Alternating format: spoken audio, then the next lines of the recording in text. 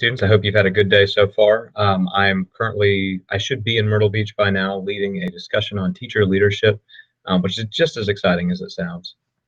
So hopefully you are having an outstanding day, and hopefully you enjoyed going through all those campaign finance stuff. I know it's a ton of fun. But I want to briefly wrap up on what we were discussing yesterday in relation to campaign finances, and give you a little bit more context on what you looked at today, especially as it regards to super PACs, because super PACs are really the game changer in modern American politics when it comes to campaign finance. And while they're relatively new, they're old enough that at this point I expect they will start showing up on the AP exam. So I want to make sure you're prepped. But more importantly than that, I want to make sure you understand them because they are so essential to understanding the way campaign finance is working today. So briefly, let me wrap up from yesterday in regards to the McCain-Feingold Act. So remember in 2002, Congress passed the McCain-Feingold Act, or Bipartisan Campaign Finance Reform Act, as a means of trying to clean up corruption in campaigns, and in particular the loopholes that existed under the Federal Election Campaign Act.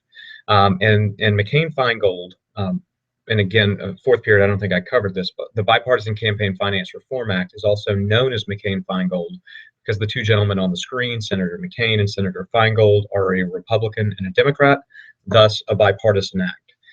But it did three things, or attempted to. The first thing it did is it ended party soft money. And party soft money were those unlimited contributions to political parties because there was no hard cap on what you could give to a party. So what you see on this chart are the contribution limits for 2016. And you don't need to know these contribution limits by heart. The only one that I really want you to know by heart, is this 2,700 per candidate per cycle and the 5,000 from a PAC. So the most an individual can give to a candidate is $2,700 for the nomination stage and $2,700 for the general stage. That's $5,400 total. Or an individual could give, or a PAC, sorry, a political action committee could give up to $5,000 to a candidate. Prior to McCain-Feingold, the second bubble right here that says $33,400 to a national party, that wouldn't have existed. It would have said unlimited donation to national party because there was no hard cap. Post McCain-Feingold, there's a hard cap of $33,000 that an individual can give to a political party.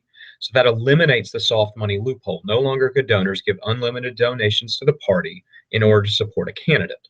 Now, the rest of this list, in terms of what you see on contribution limits, the other thing that I would point out just briefly is there used to be a limit on the total amount that you could give to all candidates in a cycle. So like I could give $5,400 to Clinton, $5,400 to Bush, $5,400 to Trump. But ultimately there was an upper shell of like $180,000 on all contributions in a 2-year period.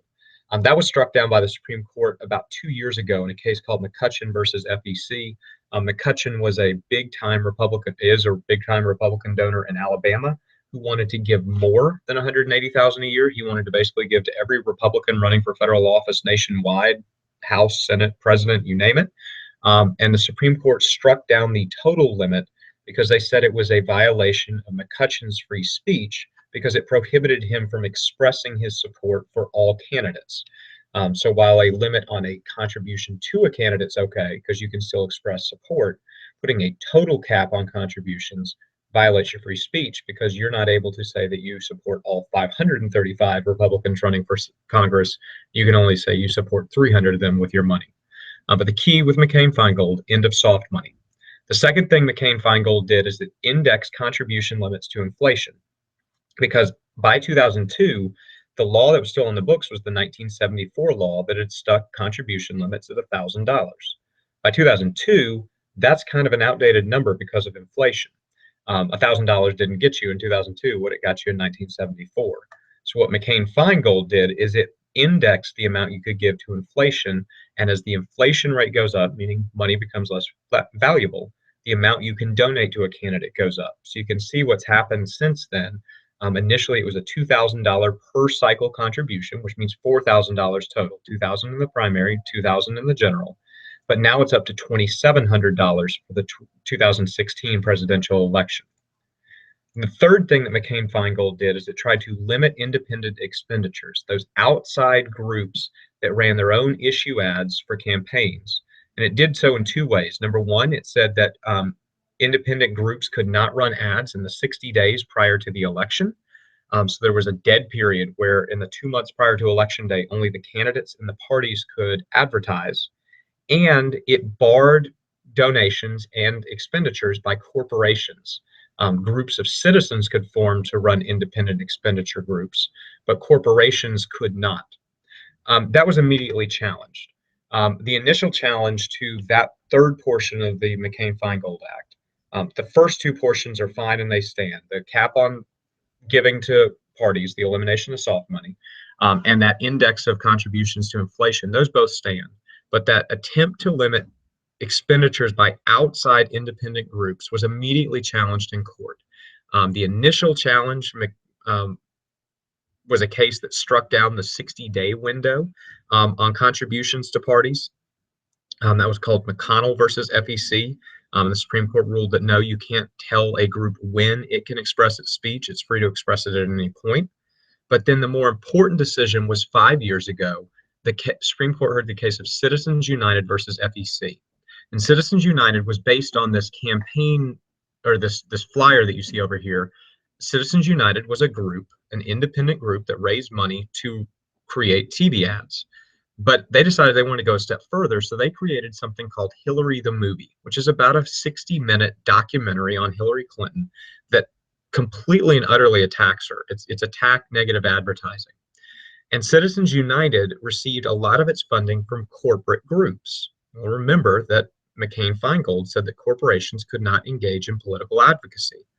So in Citizens United, the Supreme Court was faced with the challenge of, can Congress prohibit corporations from engaging in political speech?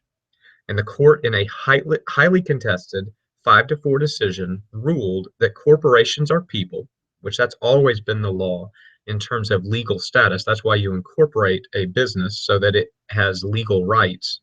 But they decided, since corporations are legal people, legal entities, that they are also entitled to free speech under the First Amendment, meaning that corporations can engage in political advocacy, political speech, exactly the same as people and groups. And what this case did is it threw open the floodgates to the creation of what are called super PACs.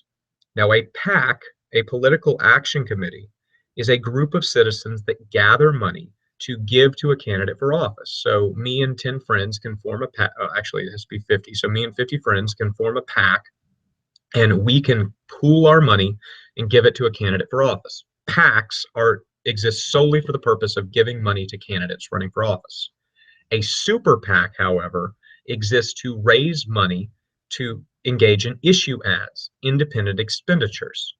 And the rule on super PACs is pretty simple. They can raise unlimited funding from individuals. If I want to cut $1 million check to a super PAC, I'm free to do so. And that super PAC can then use that money to run TV ads, so long as they do not directly coordinate with a candidate's campaign. So what super PACs have done since 2010 is candidates have gotten smart, and they've realized, okay, I can only raise $5,400 from a donor directly. But if I have a friendly super PAC, that super PAC can raise unlimited money from donors. And what you end up with is you end up with a situation kind of like this one. So let me swap over, and I'm going to show you, once I find screen share, what you just looked at in terms of super PACs. So what you're looking at now is the Right to Rise super PAC. This is the big pro-Jeb Bush super PAC. And Right to Rise was founded by Jeb Bush himself in January 2015. And as you saw, Right to Rise has now raised in excess of $103 million. And it has $97 million on hand ready to spend. Now, by law, Right to Rise cannot coordinate with the Bush campaign. Jeb Bush cannot contribute to the decision making on what that money gets spent on in any way. If he does, he violates federal law. But if you look at who's in charge of Right to Rise, the guy running it is a guy named Mike Murphy. Well, Mike Murphy's a Republican political consultant based in Los Angeles. He has a long history in the party. If you scroll down his Wikipedia profile, which of course is a great source of info, in 2016, you see that Jeb Bush announced, actually December 2014, that he was creating Right to Rise. Murphy was named the head of Right to Rise when Bush declared he was a candidate for president, because at the point Bush became a candidate, he could no longer coordinate with Right to Rise. Well, if you read about Murphy right here, the AP outlined the unconventional strategy is dependent on Murphy because of his close personal ties to Bush. The idea is that once Bush breaks away to form a campaign, which Bush did in summer of 2015, Murphy, Bradshaw, and Kokel have spent enough time working together so that the two groups will move in sync. In effect, Right to Rise can run as a shadow campaign for Jeb Bush. He can't coordinate with it, but it is staffed and run by some of his closest advisors that know exactly how Bush wants to run a campaign. And so what you end up with is $97 million. And in terms of donors, if you click on contributions to this super PAC, you will see these guys have all given six figures to Right to Rise. So Miguel Fernandez, $2 million to Right to Rise. And you can keep going down this page. There are probably, I don't know, 15 people that have given in excess of $1 million to Right to Rise. And so super PACs have become the new challenge when it comes to campaign finance, because they can accept unlimited donations. And if the goal of federal campaign finance law was to eliminate the appearance of corruption, super PACs are questionable, because if I look at Right to Rise's donor list, I see guys giving in excess of $6 million to a PAC whose sole purpose is to support Jeb Bush. And that gives the appearance that these guys have a little bit of undue influence on Bush.